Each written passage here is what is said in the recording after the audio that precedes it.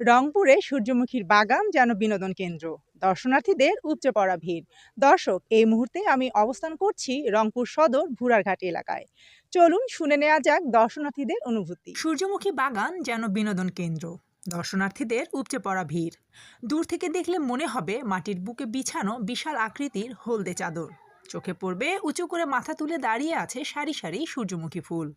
বাতাসে দুলতে থাকা ফুলগুলো যেন আমন্ত্রণ জানাচ্ছে সৌন্দর্য উপভোগ করতে।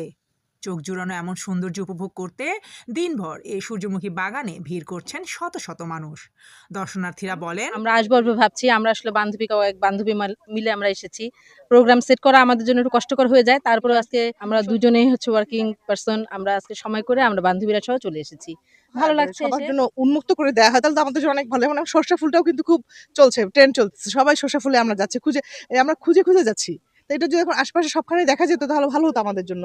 মানে শহরের চারপাশে একটু গ্রামের দিকে না হয়ে যদি আরেকটু কাছাকাছি হতো তাহলে আমাদের জন্য আরো ভালো হতো।